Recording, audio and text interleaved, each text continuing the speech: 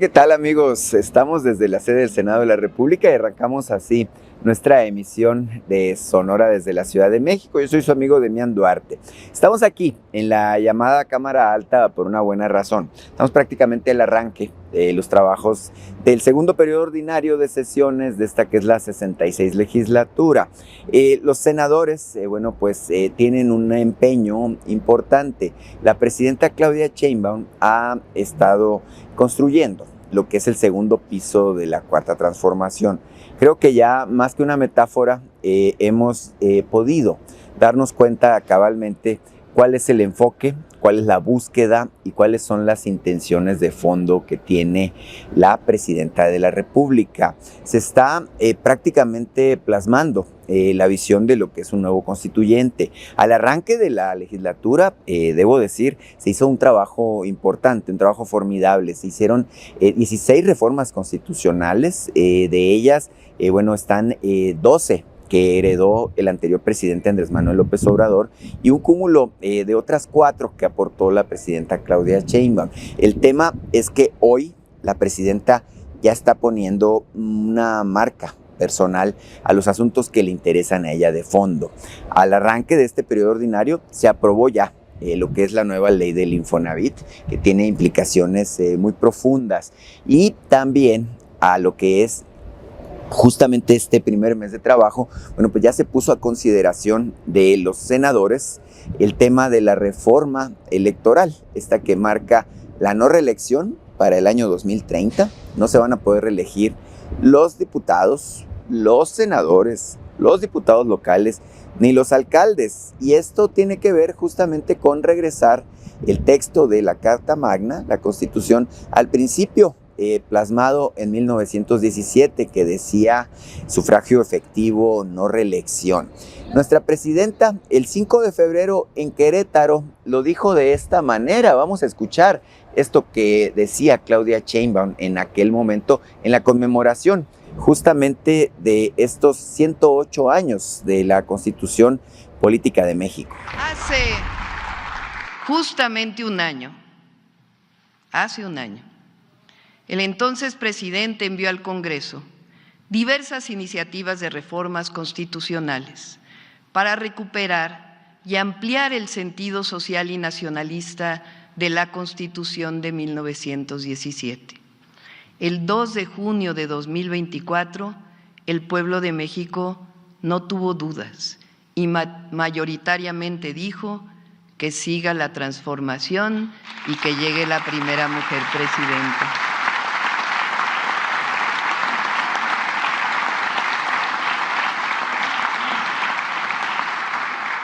Y si lo pensamos profundamente, también eligió a un nuevo Congreso Constituyente.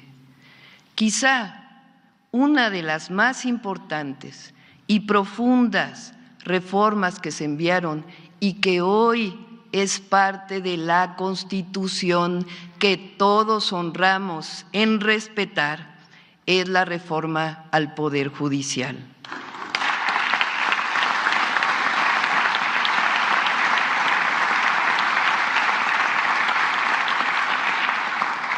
Con base en el artículo 39, que establece que todo poder público dimana del pueblo y se instituye para beneficio de éste, el pueblo decidió que las y los jueces, magistrados y ministros sean electos por el pueblo de México.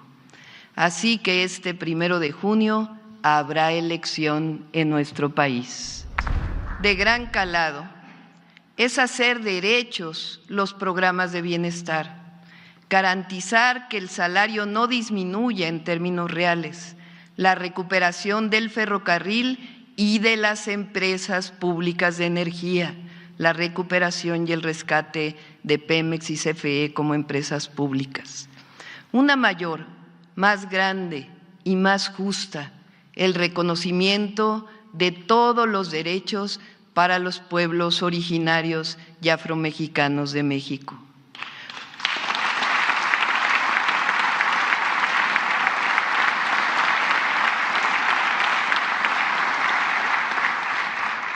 Cuando llegamos, agregamos una nueva reforma, también profunda, la llegada de las mujeres a la Constitución de la República.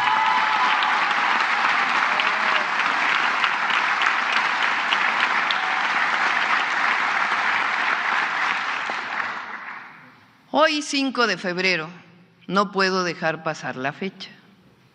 Así que estoy enviando al Congreso de la Unión 2 nuevas reformas constitucionales. La primera, en honor a la Constitución de 1917, la no reelección a ningún puesto de elección popular.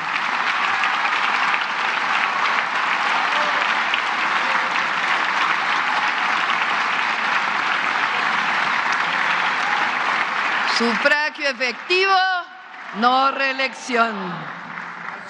La segunda, la prohibición expresa de que ningún familiar pueda suceder de manera inmediata a otro tratándose de un puesto de elección popular. Es decir, no al nepotismo.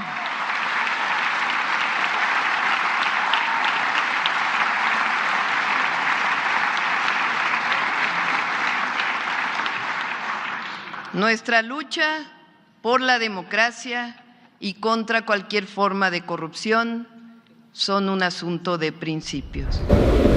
Bien, esa es la esencia de lo que quiere, lo que impulsa a nuestra presidenta. Es bien importante entenderla, saber leer el entrelineado de sus mensajes. La presidenta está buscando justamente un país de leyes y a partir de esta construcción de lo que es el segundo piso de la Cuarta Transformación, ella está planteando un cambio de lo que se vislumbra como el México moderno. Es importantísimo esta fase, por eso hoy vinimos al Senado de la República justamente a hacer un recuento. Conversamos ampliamente, debo decirlo, con los senadores Lorena Valles San Pedro, que es la senadora de mayoría relativa por Sonora, y con Heriberto Aguilar Castillo, que es también el senador de mayoría relativa. Ambos ganaron la elección, de usted recordar. Hubo otros senadores en la contienda, sin embargo, bueno, aunque los hemos buscado para consultarles su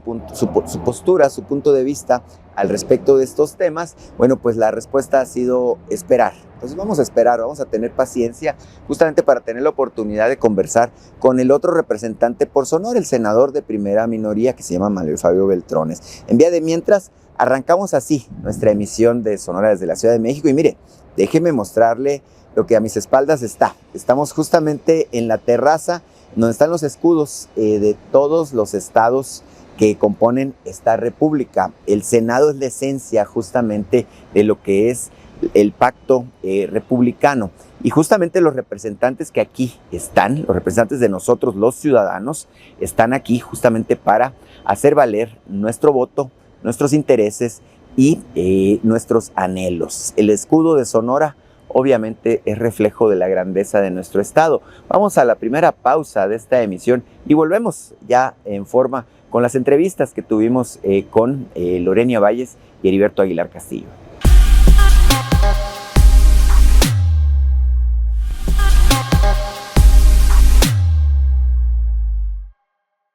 Bien amigos, estamos de regreso con más de esta emisión especial. Hay que tenerles atención, hay que tenerles marcaje personal a los legisladores. Hemos conversado con ellos, les hemos dado seguimiento desde el arranque de los trabajos de esta legislatura en el Senado. Así que vamos adelante con Lorena Valles. Estamos prácticamente en el arranque del periodo ordinario de sesiones. Sí. Evidentemente hay muchos temas, mucho trabajo.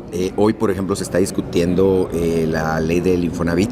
Un tema realmente importante. Y bueno, la expectativa es que se apruebe esta legislación, que bueno, ya la minuta fue aprobada por la Cámara de Diputados. Ustedes ya habían arrastrado la pluma al respecto, con una serie de consideraciones al respecto. Cuéntame, ¿qué es lo que va a pasar con la ley? Bueno, hoy estamos iniciando, como tú bien comentas, el segundo periodo ordinario de sesiones, donde hay un cúmulo de temas. Primero, pues más de 60 leyes secundarias que derivan de las 16 reformas constitucionales que llevamos a cabo durante el primer periodo ordinario y que además pues se cumple un año de la presentación de aquellas 20 iniciativas que había presentado el licenciado Andrés Manuel López Obrador, presidente de la República, y que bueno, hoy se han materializado, se han cristalizado, y entre ellas esas leyes secundarias, bueno, pues tocan toca atender el día de hoy las leyes secundarias de la reforma que hicimos en materia de vivienda, que comúnmente conocemos como la ley del Infonavit. Hoy se están discutiendo estas reformas, que me parece muy importante porque se crea un nuevo modelo para atender la necesidad de vivienda en el país. Por una parte, la posibilidad de cambiar las facultades del instituto y de poder garantizar la construcción de nuevas viviendas. El compromiso que ha hecho la presidenta Claudia Sheinbaum ha sido de más de 1 millón de viviendas en nuestro país. Hay un déficit de vivienda que se estima alrededor de 1.600.000 viviendas, es decir, estaríamos atajando de manera muy significativa esa necesidad que hoy tiene la población de una vivienda digna, de calidad, asequible. Pero además se crea también un nuevo modelo para la adquisición de esas viviendas, en donde hay una opción de arrendamiento que puede tener una opción a compra y que nunca deberá ese monto que se pague mensualmente rebasar el 30% del sueldo del trabajador, la trabajadora. Y además está muy enfocado a atender a la población joven, que en muchos casos pues no cuenta con una vivienda en donde poder estar ella o bien con sus familias. En ese sentido, creo que es un gran avance lo que se tiene. Han sido muchas mesas de diálogo, de análisis, de debate, encuentros con los diferentes sectores, y bueno, creo que hoy saldrá una reforma que garantice que este modelo sea viable y que se cuenten con los recursos para poder garantizar que se construya y que se pueda brindar este nuevo modelo a la población mexicana. Claro, esta discusión es muy interesante. A mí me ha llamado mucho la atención esta resistencia que hay de parte de la oposición. Se ha demostrado abiertamente que se hacían malos manejos de los recursos, que había corrupción, que había grandes negocios al amparo de lo que es el Fondo de Vivienda de los Trabajadores, y por alguna extraña razón, sobre todo los legisladores de Acción Nacional no quieren que proceda. También los del PRI han manifestado resistencia, pero siento yo más a los del PAN en esta lógica. Evidentemente ustedes tienen la mayoría, tienen los votos para sacarlo adelante. Confiamos seguramente en que esto va a materializarse, pero no deja de ser un poco extraño, ¿verdad? Tanto de decir que no a algo que es necesario. Bueno, pues la incongruencia es una de las características de la oposición actual en México. Así pues también pretenden encabezar el tema del precio de las gasolinas, cuando ellos fueron los que liberaron los precios de la gasolina en su momento, y ahora están queriendo aparecer con un rostro distinto, una careta finalmente. Y lo mismo sucedió, recordarás tú que en las administraciones del PAN particularmente, pues no era visto como un derecho el acceso a la vivienda, sino como un negocio que se concesionaba a unos cuantos, y que bueno, resultado de ello hoy tenemos cientos de miles de viviendas abandonadas que se construyeron mal, en lugares inaccesibles, sin las condiciones necesarias para poder ofrecerse al trabajador, la trabajadora. En ese sentido, bueno, pues es parte de la dinámica política que nos toca enfrentar, pero lo más importante es que el pueblo de México nos ha dado la confianza y hoy tenemos los votos en este Senado de la República, en la Cámara de Diputados, para poder darle viabilidad a esta reforma. Claro que sí, además de la ley del Infonavit, que son una serie de leyes, como bien dice la senadora Lorena Valles, hay muchos temas sobre la mesa. La presidenta envió estas 2 propuestas de reforma constitucional el pasado 5 de febrero. El 7. El 5 las presentó, el 7 llegaron al Senado. Exactamente. En términos de promover la no reelección, está con efectos a las elecciones de 2030. Así es. Y la otra, justamente para cerrar el paso a una práctica pues que yo le dije que es nefasta a la presidenta, ¿no? El asunto del nepotismo, es decir, se va alguien de un cargo de elección popular y deja al hijo, al hermano, a la esposa, al esposo, ¿no? Entonces la verdad es que es algo que sí es un problema que tenemos muy metido, válgame pues, en el ámbito de la política, pero creo que es importante dar pasos hacia adelante, ¿no? Así es. Fíjate que son 2 reformas muy importantes a nuestra Constitución. Ya llegaron al Senado de la República, como tú bien comentas, el 5 de febrero fueron anunciadas por la doctora Claudia Sheinbaum, nuestra presidenta, y bueno, a partir del 7 las tenemos ya aquí en el Senado de la República. Son 2 reformas que ya había adelantado desde la etapa de campaña, lo refrendó en sus 100 compromisos y también lo hizo en el informe de los 100 primeros días de su gobierno. En ese sentido, decirte, muy importante, se revitaliza aquella frase emblemática, el sufragio efectivo, no reelección. Muy importante. Nosotros competimos con las reglas que ya estaban dadas cuando llegó la Cuarta Transformación a nuestro país. La reforma que aprueba la reelección data de 2014. Y Y Andrés Manuel López Obrador es el primer presidente en muchos años que no llega haciendo reformas a modo para poder garantizar una mayor consolidación en materia de espacios electorales. Él no. Jugamos con las reglas que ya existían, de tal manera que llegamos en 2018, en 2021 es vigente la reelección, y ahora viene esta reforma que me parece muy importante, porque el objetivo es frenar, que no haya esos cotos de poder que pueden afectarle mucho al proyecto, que de verdad pueden a veces obstaculizar incluso la democracia. Y en ese sentido creo que es muy importante lo que se ha presentado, y en el caso de lo que se ha denominado nepotismo político, bueno, pues poner un alto también a esa tentación que pudiera existir, independientemente del color que gobierne, de poder heredar un cargo de elección popular en cualquiera de las líneas, ya sea directa o colateral. Es claro. Una reforma que está pensada para el 2027, la propuesta, la iniciativa habla del 2027, y en el caso de la no reelección, como tú bien comentas, a partir del 2030. Claro, aunque tengo entendido que la misma presidenta ha promovido un gran acuerdo entre los morenistas, ¿no? De no ir por la reelección en ningún caso en las elecciones del 27. Yo creo que es un tema de congruencia, y yo creo que la generalidad pensará en no hacerlo. Finalmente compartimos con la doctora esa convicción. De manera particular, yo era legisladora del 12 al 15 y mi pronunciamiento fue en contra en aquel momento. Así es de que hoy tenemos la posibilidad de reivindicar y de rescatar este emblema tan importante de sufragio efectivo, claro. No reelección. No deja de ser sintomático, ¿no? Ya ves que la oposición decía que Andrés Manuel se iba a reelegir, cuánta cosa. Entonces es un tema interesante porque él actuó con mucha congruencia, dando el paso pues a una nueva generación política. Sí. Bueno, hoy la que encabeza esta nueva generación política es la presidenta Claudia Sheinbaum. Sí. Y nosotros mismos estamos limitando esa posibilidad hoy que tenemos mayoría. Yo creo que eso es un acto de congruencia muy importante. Sí, la verdad es que llama mucho la atención y a mí me da mucho gusto verte en este ámbito avanzando.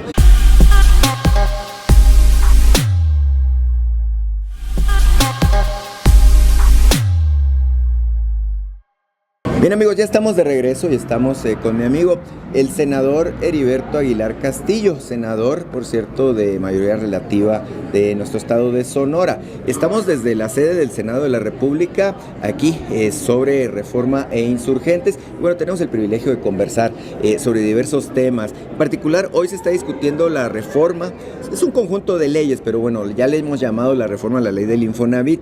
Heriberto, dime qué es lo que está ocurriendo en el recinto legislativo. Un gusto saludarte, un saludo a tu auditorio. Pues muy contento porque estamos discutiendo la ley secundaria del Infonavit que materializa una reforma constitucional que ya aprobamos.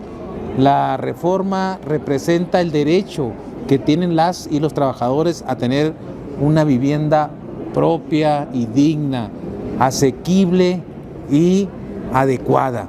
Y esto ahora tenemos que hacer algunas modificaciones a las leyes secundarias que permita contribuir con ese objetivo principal, y va a permitir que tengamos condiciones en el Infonavit para que las trabajadoras y trabajadores de este país puedan acceder a una vivienda, pero sobre todo los que menos ganan, los jóvenes y las mujeres, porque hay un esquema revolucionario que es la renta con opción a compra, de tal manera que el Infonavit va a construir vivienda y va a tener la disposición de esas viviendas que construye que sean a renta con opción a compra.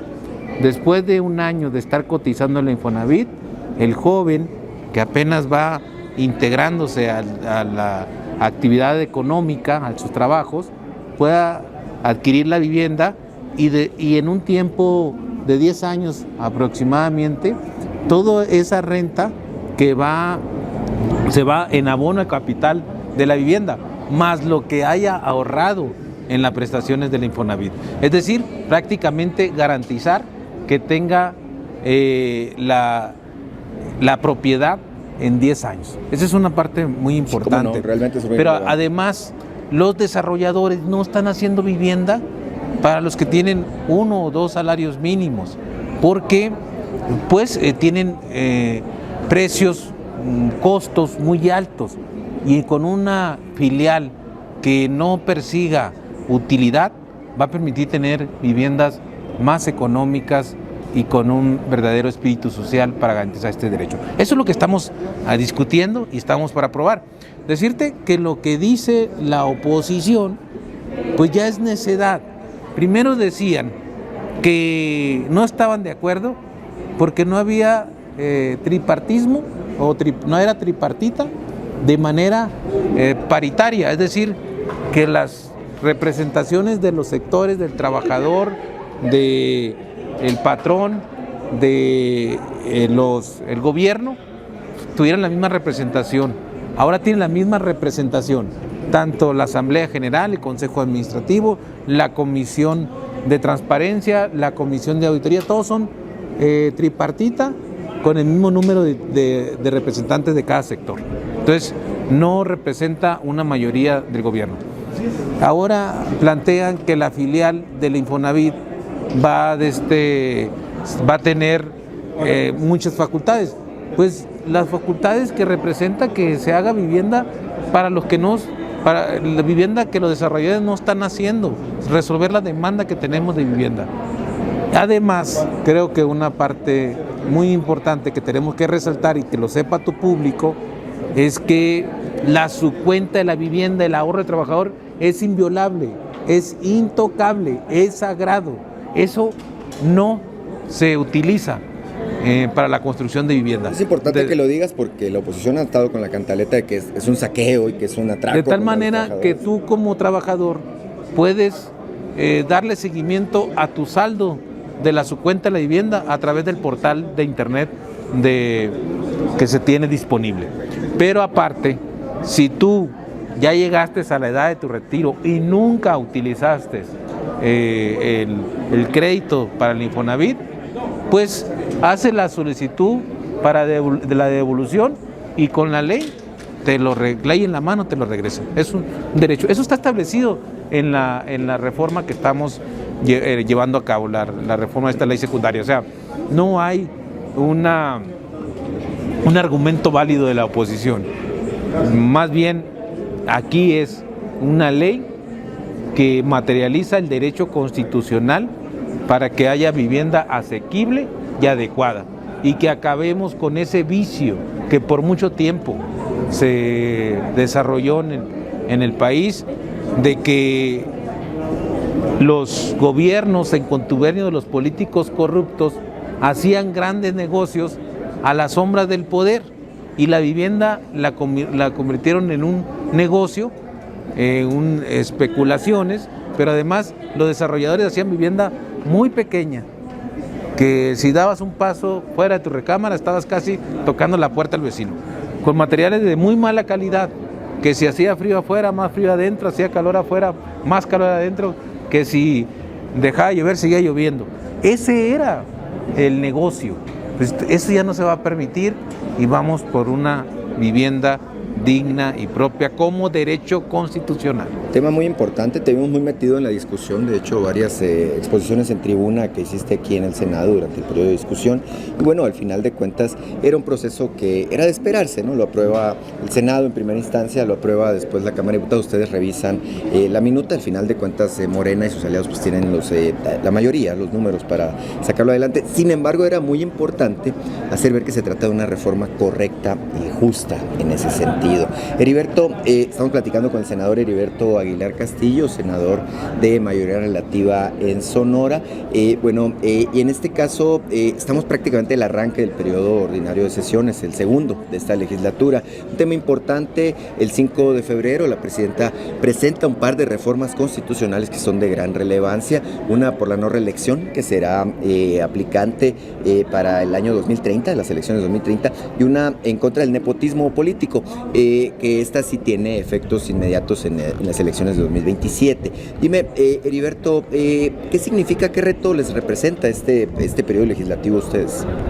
Pues estas reformas que vamos a ver en el segundo periodo legislativo pues representa que fortalece la democracia, además es una parte sustancial de nuestra lucha para la verdadera democracia, es decir, desde la revolución, la tercera transformación que vivió nuestro país, la consigna era sufragio efectivo y no reelección. Además, que también legislemos para que no se permita el nepotismo, que no se hereden los puestos de elección popular, pues en definitiva es una de las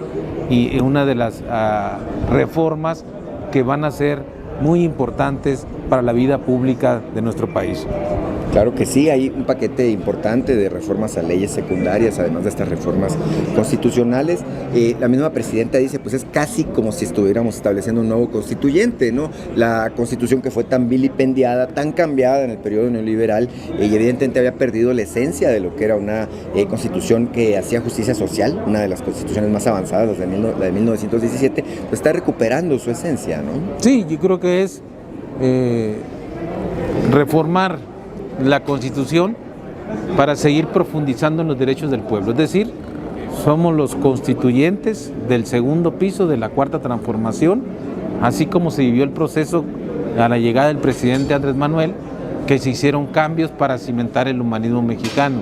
En general, creo que son tiempos excepcionales de la vida pública y con estos cambios en la Constitución permite que se profundicen los derechos del pueblo y que sigamos el camino que nos propusimos entre todos y desde abajo, del México de justicia, de igualdad, de verdadera democracia, el México de la prosperidad material y en el alma para su pueblo. Bien, amigos, creo que es bien importante tener de primera mano la visión, la opinión y el punto de vista de nuestros senadores. Ellos han hecho un amplio compromiso de mantenerse aquí, siendo la voz de los sonorenses. Es bien importante que tengamos la perspectiva de lo que ocurre desde aquí, desde la Ciudad de México, para luego no sentirnos engañados. Creo que los senadores han hecho un trabajo importante al respecto de emitir su voto en coincidencia con lo que los sonorenses queremos, lo que los sonorenses anhelamos. Queremos construir un estado fuerte, un estado competitivo,